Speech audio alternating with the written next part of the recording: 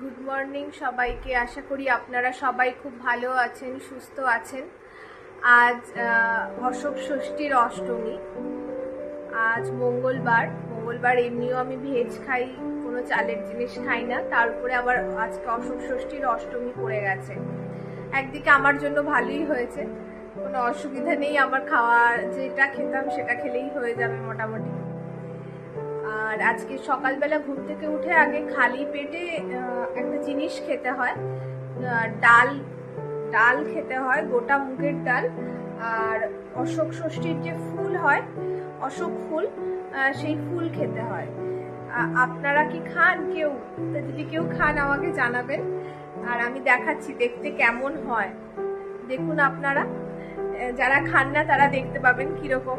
এটা আমাদের ষষ্ঠীর দিনকেও খেতে হয়, আবার অষ্টমীর দিনকেও খেতে হয়। ষষ্ঠীর দিনকে 6টা করে খেতে হয়, আর অষ্টমীর দিনকে 8টা করে খেতে হয়। এটা খাওয়ার সময় কোনো রকম দাঁতে লাগা যাবে না, এমন ভাবে খেতে হবে মানে যাতে গলা দিয়ে নেমে যায়। সন্তানের মঙ্গল কামনায় এটা খায়।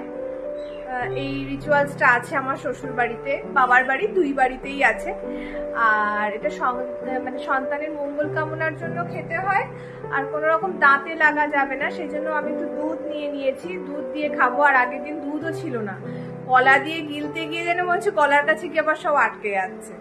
অনেকে কলার মধ্যে ওগুলোকে গেঁথে নিয়ে সেটা দিয়েও খেয়ে নেয়, কলাটা গিলে নেয়, যার যেভাবে সুবিধা। কেউ গঙ্গা জল দিয়েও খায়, কিন্তু রাকেশ আমাকে গঙ্গা জল দিয়ে খেতে দিতে চায় না। কেননা বলে গঙ্গা জল ঠিক আছে ভালো, সবই জানি, কিন্তু ওটা পিউরিফাইড না, ওটা দিয়ে তোমাকে খেতে হবে না, পেট খারাপ হলে তখন মুশকিল।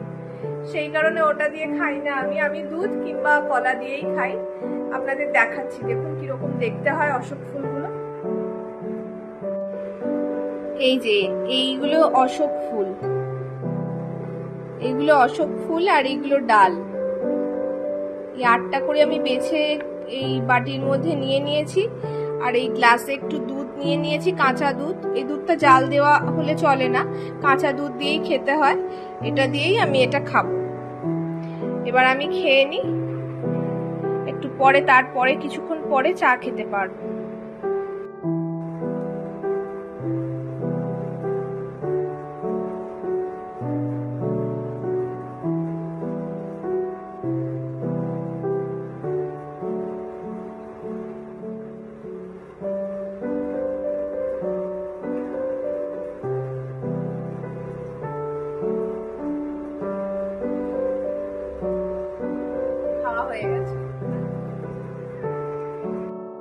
এখন বাসন্তী পুজো চলছে, আর এখানে তার জন্য রামনবমী উদযাপন হচ্ছে। রামনবমীতে মেয়েদের ছুটি থাকে। আমি ভাবতাম রামনবমী মানে নবমীর দিন হয়তো ছুটি দেয়, কিন্তু কালকে ব্যাপারটা আমি বুঝলাম যে এখানে যেদিনকে ঝান্ডা নিয়ে বেরোয় সেই দিন ছুটি থাকে, মানে দশমীর দিন ছুটি থাকে। দশমীর দিন ছুটি থাকে, কেননা এখানে সব ঝান্ডা নিয়ে বেরোয় লাস্টে দশমীর দিন। মানে এত চারিদিকে এত মানুষের ভিড় হয়ে যায়, এত ঝান্ডা নিয়ে লোকজন রাস্তায় নেমে পড়ে, পুরো রাস্তা জ্যাম হয়ে যায়। সেই জন্য ওই দিনকে গাড়ি ঘোড়া বন্ধ করে দেয়। সেই গাড়ি ঘোড়া বন্ধ থাকলে তো স্কুলে যাওয়া আসা করতে প্রবলেম, সেই কারণে ওই দিনটা ছুটি দেয় এখানে। সেটা বৃহস্পতিবার। আজকে অষ্টমী, কালকে নবমী, আর পরশুদিন দশমী। আমি এটা আমার মেয়েকে বলেছিলাম, মাম্মা কালকে তো নবমী, তাহলে তো কালকে তোদের ছুটি দেয়নি, এদিকে গুরুবার ছুটি দিয়েছে, বৃহস্পতিবার ছুটি দিয়েছে। তখন আমার মেয়ে বললো, মাম্মা এটার জন্য এটাই রিজন। হ্যাঁ ঠিক কথা বলেছি, রিজনটা তো ভুল না, আগেরবারও সেটা শুনেছিলাম। যাই হোক, ভালো লাগে, বাচ্চাদের থেকে কিছু শিখতে ভালোই লাগে। বাচ্চারা যখন কোনো কিছু ক্লিয়ার করে দেয় তখন মনে হয় না এরা বড় হচ্ছে, এদের মধ্যেও কিছুটা এই সমস্ত জিনিসের নলেজ আছে, ভালো লাগে শুনতে। এবার রান্নাগুলো করবো। ফুল খেয়ে একটু বসে নিলাম, একটু জলও খেলাম সাথে, কেননা কাঁচা দুধ তো, একটু জল না খেলে মুখটা কেমন লাগে। এবার রান্নাঘরে যাব, রান্না করব। আজকে আমি ছাতুই খাবো, আর কিছু খাবো না। আর ওদের জন্য ভাত করে দেবো। ভাত, সব রকম সবজি, একটু ভেন্ডি, একটু একটু বিনস, গাজর এগুলো সব সিদ্ধ করে দেবো, করলা এই সমস্ত সিদ্ধ খাবে, আর একটু পনিরের ডালনা করে দেবো। আর ডাল তো থাকেই সাথে, আর দইও ঘরে পাতা আছে, দিয়ে ওদেরও হয়ে যাবে। এবার রান্নাঘরে যাই, এক এক করে টুকটুক করে রান্নাগুলো করি। সমস্ত সবজিগুলো কেটে নিলাম। এইদিকে বিনস, গাজর, ভিন্ডি, করলা আর এই আলুগুলো একটু পনিরের তরকারি করব, দেবো। আর পনিরটা তো ডিপ ফ্রিজে ছিল, ওই জন্য পনিরটাকেও ভিজিয়ে রেখেছি যাতে নর্মাল হয়ে যায়। বেশ কিছুটা হয়েছে, তাও আরেকটু হবে। এবার রান্নাগুলো এক এক করে বসিয়ে দেবো। সানডে বাজার করা হয়নি, কেননা পয়লা বৈশাখ ছিল, আমরা একটু বেরিয়েও ছিলাম বাইরে, সেই জন্য সানডে কোনো বাজার করতে পারিনি বলে রাকেশ কালকে অফিস থেকে ফেরার পথে বাজার করে নিয়ে এসছে। বিনস নিয়ে এসছে, পটল আর টমেটো, লাউ, নিচে গাজর, ভেন্ডি, নিম্বু, তার নিচে বেগুন, পেঁপে আর বাঁধাকপি, কাঁচকলা এসব নিয়ে এসেছে। আবার কলকাতায় যাওয়ার আছে আমাদের, শনিবার রবিবার দিন কলকাতায় যাওয়া। আমি বলছি সারা সপ্তাহে এতটা সবজি উঠবে, তাই না। আপনাদের একটা জিনিস দেখাই, কালকে পটলগুলো এনেছে, আমার দেখে ভারী মজা লেগেছে। দেখুন এরকম পটল কেউ দেখেছেন? পুরো গোল এই পটলটা। আমি তো প্রথমে ভেবেছিলাম এটা লেবু, তারপরে ভালো করে দেখছি না, এ তো পটল। দেখুন পুরো গোল, ছোট ছোট পটলের সাইজ গুলো, কিন্তু সেটা তাও ঠিক আছে, এগুলো তাও সাইজে ঠিক আছে। আর এটা দেখুন কিরকম দেখে মজা লাগছে, পুরো গোলে গোল একদম পটলটা। খুব মজা লেগেছে আমার দেখে, তাই ভাবলাম আপনাদেরকেও দেখাই। রান্না বসিয়ে দিয়েছি, ভেন্ডি সিদ্ধ করে নিয়েছি, বাকি সিদ্ধগুলো ভাতে দিয়ে দিয়েছিলাম। জল দিয়ে দেবো।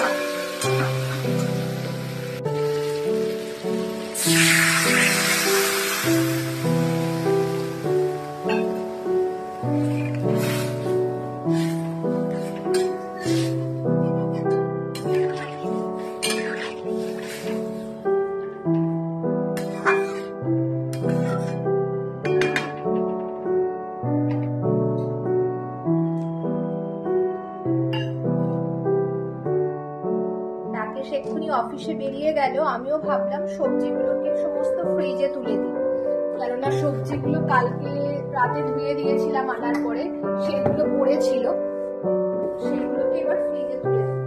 কেননা এই যা গরম এখানে, বেশিক্ষণ বাইরে থাকলে একদম সব সবজি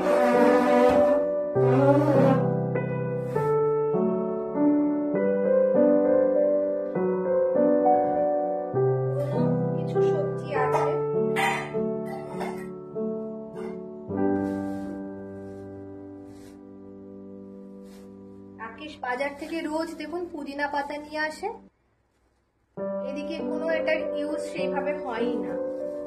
কখনো বলে যে ডিটক্স ওয়াটার বানাবো খাবো, সে ডিটক্স ওয়াটার বানায়ও না, মানে অনেকদিন বানাচ্ছে না আর খায়ও না, প্রত্যেকবার নিয়ে আসছে আর ফেলে দিতে হচ্ছে, পচে যাচ্ছে আর ফেলে দিতে হচ্ছে।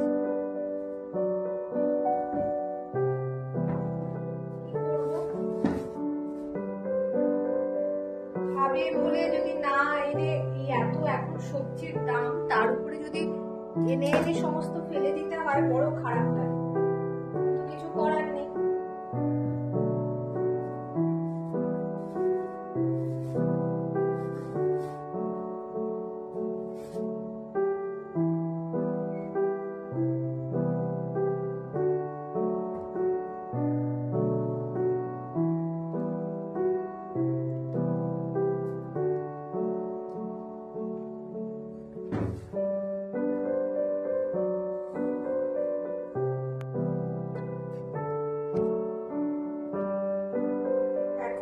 এক্ষুনি মাসি ফোন করলো, মাসি ফোন করে বলছে আজকে আসতে পারবে না, কালকে ছেলের হাতে প্লাস্টার করতে পারিনি, আজকে প্লাস্টার করবে। এখন মাসিও আসবে না, ঘরের সমস্ত কাজও এখন আমাকে করতে হবে। এখনো বাসন পড়ে আছে, বাসন মাজা, ঘর মোছা, সমস্ত কাজ কি করব। নামিয়ে তো নিতে হবে এইভাবেই।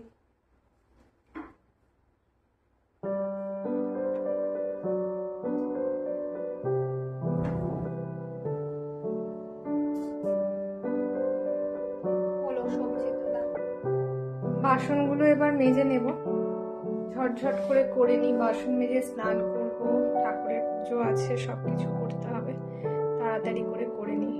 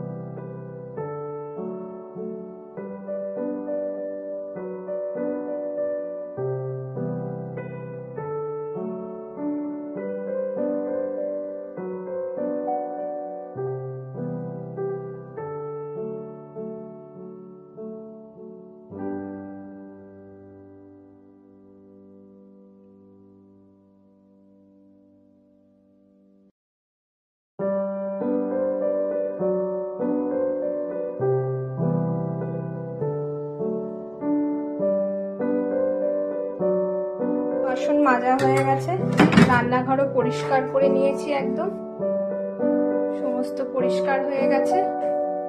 এবার একটু দইও বসিয়ে দিলাম, কেননা আজকে যে দইটা আছে আজকে শেষ হয়ে যাবে, কালকে আর হবে না। আর দই এখন এতটা গরম পড়েছে, খুব তাড়াতাড়ি হয়ে যাচ্ছে, সেই কারণে রাতের বেলায় পাতলে না ভোরবেলায় তুলতে তুলতে অনেকটা দেরি হয়ে যাচ্ছে। দেরি হওয়ার ফলে দইটা বেশি টক হয়ে যাচ্ছে, সেই কারণে ভাবলাম আজকে দিনের বেলা আমি পেতে দেখি। আবার জ্বালাতন করছে, এক হাত দিয়ে লাগাতে পারছি না, এক হাত দিয়ে লাগছে না। লাগিয়ে দিয়েছি টিফিন বক্সটা। এবার দইটাকে আমি ফ্রিজে বলছি মাইক্রোওভেনের মধ্যে রেখে দেবো, একটু ওয়ার্মের মধ্যে থাকবে, বন্ধ জায়গায়। বাইরে রাখলেও হয়ে যায়, এই টেম্পারেচারে কোনো অসুবিধা হয় না। আমি একটু ঢুকিয়ে রাখছি সেফটি পারপাস, নাড়ানাড়ি পড়বে না। এখন তো ঠান্ডা নেই, সেই জন্য মাইক্রোওভেনটাকে আর গরম করে আমি লাগাইনি, মানে দইটাকে বসাইনি। অন্য ঠান্ডার সময় আমি কি করি, মাইক্রোওভেনটাকে 2 মিনিটসের জন্য প্রি হিট করে নিই, তারপর দইয়ের পাত্রটাকে ওর মধ্যে রেখে দিই। আর গরমের সময় সেটার প্রয়োজন নেই, এমনি রেখে দিলাম। এবার যাই, ঘর ঝাড়ু দিয়ে একটু মুছে টুছে পোছা লাগিয়ে নিই, লাগিয়ে স্নান করে পুজোটা করে নিই আগে, তাহলেই শান্তি। ঘরের সমস্ত কাজ কমপ্লিট করে পুজোও করে নিয়েছি।